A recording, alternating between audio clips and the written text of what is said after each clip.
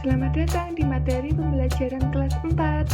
Hari ini kita akan mempelajari tentang jenis-jenis cerita fiksi.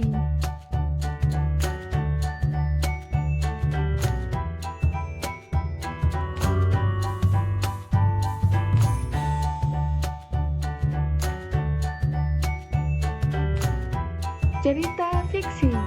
Cerita jenis fiksi merupakan cerita yang berdasarkan daya imajinasi sang pengarang. Cerita fiksi ditulis berdasarkan pandangan, pemikiran, dan penilaian pengarang mengenai peristiwa di sekelilingnya.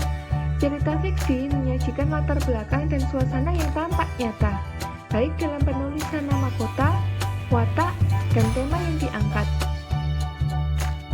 Jenis-jenis cerita fiksi. 1. Cerita jenaka merupakan cerita yang berisi kelucuan seseorang dan menimbulkan senyum atau tawa. Berikut contohnya.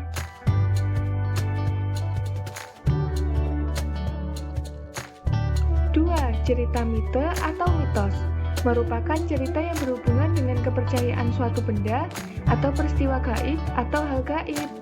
Berikut ini adalah contohnya. 3. Fabel adalah cerita dengan tokoh-tokohnya merupakan binatang. Berikut ini contohnya. Kalian suka cerita yang mana?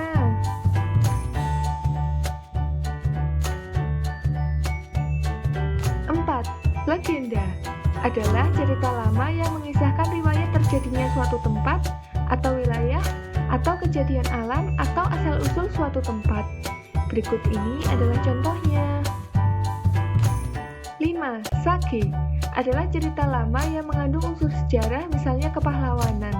Contohnya adalah cerita Lutung Kasarung dan Purbasari serta cerita Jakatarub. 6.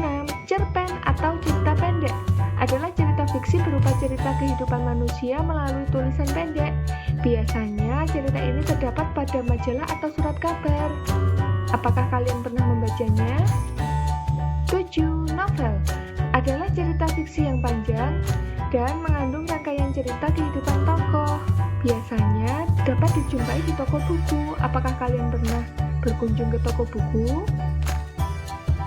Nah, untuk tugas hari ini silahkan dikerjakan ya. Kerjakan di buku tulis kalian, kemudian kirim ke Classroom.